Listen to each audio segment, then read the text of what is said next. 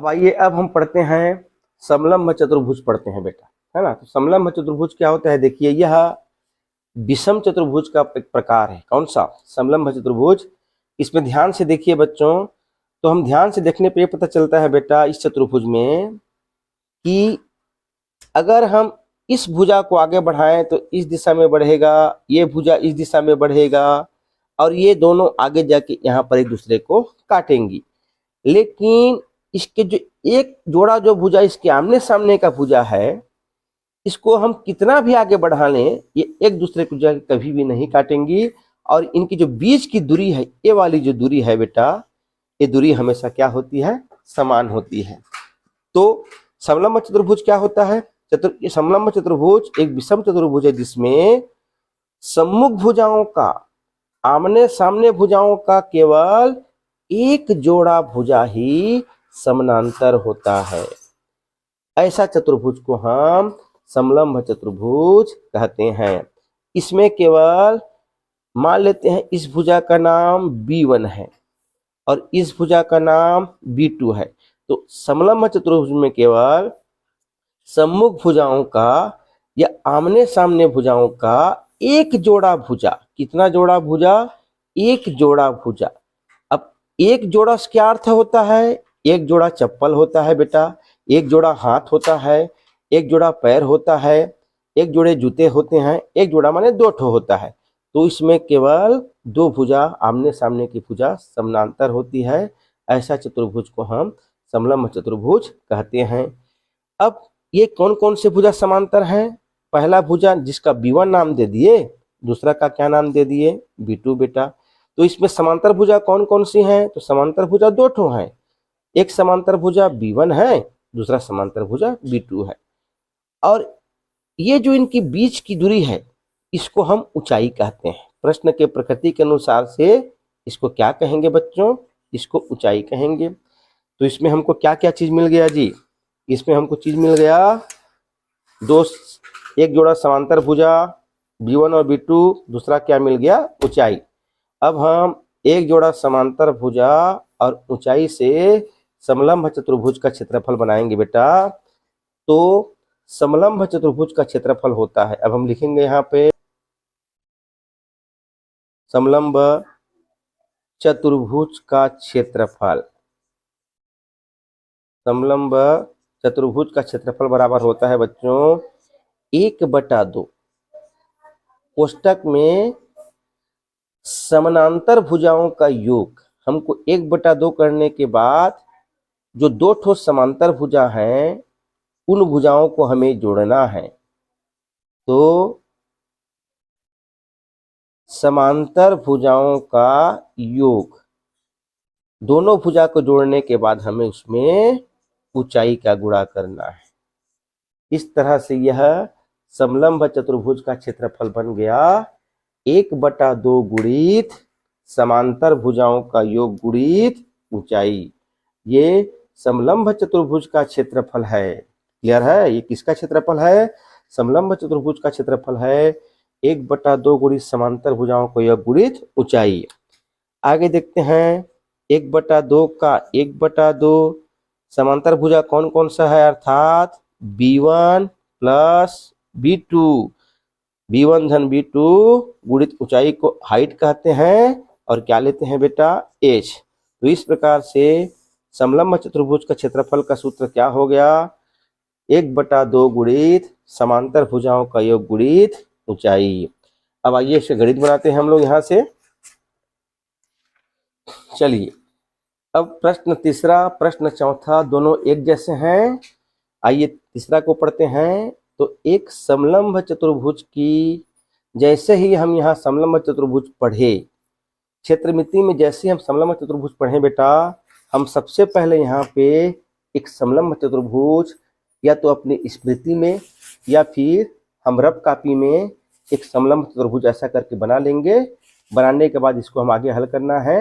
ये समलंब चतुर्भुज बन के तैयार हो गया। इसका नाम शीर्ष A, शीर्ष B, शीर्ष C, शीर्ष D। अब आगे पढ़ते हैं। तो एक समलंब चतुर्भुज की समांतर भुजाएं, कौन सी भुजाएं? समानांतर। तो हम जानते हैं समलंब चतुर्भुज में कौन कौन सी भुजा समांतर होती हैं। तो ये भुजा समांतर होती है बच्चों, यही दोनों भुजा समांतर होती हैं। इसका नाम दे देते हैं B1, इसका नाम दे देते हैं B2। अब यहाँ आगे बढ़ते हैं। एक समलंब चतुर्भुज हो गया, समांतर भुजाएं हो गया। कितना कितना दिया है? तो पहला भुजा 20 मीटर है, दूसरा भुजा 8 मीटर है। पहला भुजा है 20 मीटर और दूसरा भुजा है 8 मीटर। पहला भुजा 20, दूसरा भुजा 8।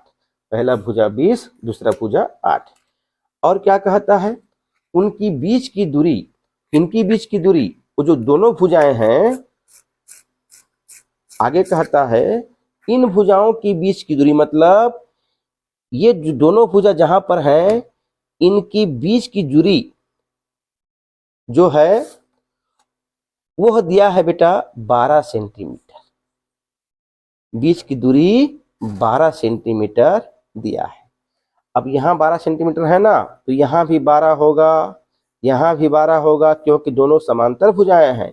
तो हमको इतना इंफॉर्मेशन दिया है, दोनों समांतर भुजा दे दिया है 20 और 8, और दोनों की बीच की दूरी कितना दे दिया है? 12 सेंटीमीटर। अब हमें इसका क्षेत्रफल निकालना है। तो देखिए, हम मन में पहले निकालते हैं। समलंब चतुर्भुज का क्षेत्रफल क्या होता है? 1/2 मन में रखते हैं, गुणित समानांतर भुजाओं का योग, अर्थात 20 और 8 कितना होगा? 28, गुणित ऊंचाई कितना है? 12, मतलब 1/2 गुणित 28 गुणित 12। अब 1/2 में हम 28 को कटाएंगे तो 14 में कटेगा, और 12 और 14 का गुणा करेंगे तो 12 चौक 48 का 8, हासिल 4, 12 कम 12 4 16, 168 वर्ग सेंटीमीटर इसका उत्तर आएगा। अब आइए बना के देखते हैं इसको। अब हम लिखेंगे परिभाषा यहाँ पे, समलंब चतुर्भुज का क्षेत्रफल। समलंब चतुर्भुज का क्षेत्रफल, इसका सूत्र होता है बच्चों 1/2 गुणित समांतर भुजाओं का योग, मतलब B1 धन B2 गुणित ऊंचाई h। अब ऊंचाई यहाँ क्या संदर्भ में है? ऊंचाई को यहाँ बीच की दूरी दिया है, तो हमको कंफ्यूज नहीं होना है। ऊंचाई, शीर्ष समलंब, बीच की दूरी सब वही है, बराबर 1/2 का 1/2। दोनों भुजाओं को जोड़ना है, तो पहला भुजा 20, दूसरा भुजा 8, ऊंचाई है बच्चों 12, बराबर 1/2, 20 और 8 28 होगा, गुणित 12। यहाँ से कटेगा बच्चों, 2 1 कम 2, 2 6 का 12, और 28 को 6 से गुणा करोगे 6 8 48 का 8, हासिल 50, 6 दूने 12 और 4 16, 168 क्षेत्रफल है। तो इसका मात्रक वर्ग, इकाई सेंटीमीटर में है। तो आंसर आ गया बेटा, देखो इस समलंब चतुर्भुज का क्षेत्रफल कितना आ गया? 168 वर्ग सेंटीमीटर। इस तरह से हमको बनानी है। अब जैसे यहाँ देखिए, यहाँ पर आधार, अगला प्रश्न में आधार दिया है 30 सेंटीमीटर, इसको आधार मानेंगे। B2 को कितना सेंटीमीटर? 30 सेंटीमीटर। और दूसरा दिया है 24.4, ऊपर वाले को मान लेंगे 24.4। और वाले समलंब चतुर्भुज का क्षेत्रफल ज्ञात कीजिए यदि शीर्षलंब, ये जो बीच की दूरी है यहाँ कितना दिया है? 1.5 सेंटीमीटर दिया है।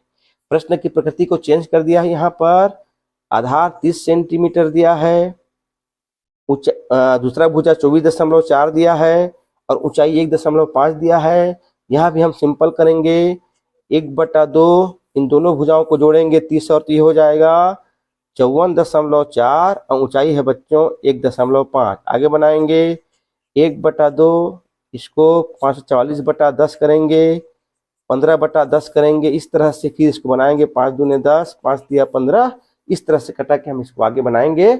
यदि आधार, प्रश्न को घुमाएं, आधार दे और दूसरी भुजा दे, तो हमको कंफ्यूज नहीं होना है, याद रखिएगा। इसका भी सिंपल सूत्र होता है 1/2 गुणित समांतर भुजाओं का योग गुणित ऊंचाई। चलिए अब देखते हैं अगला प्रश्न।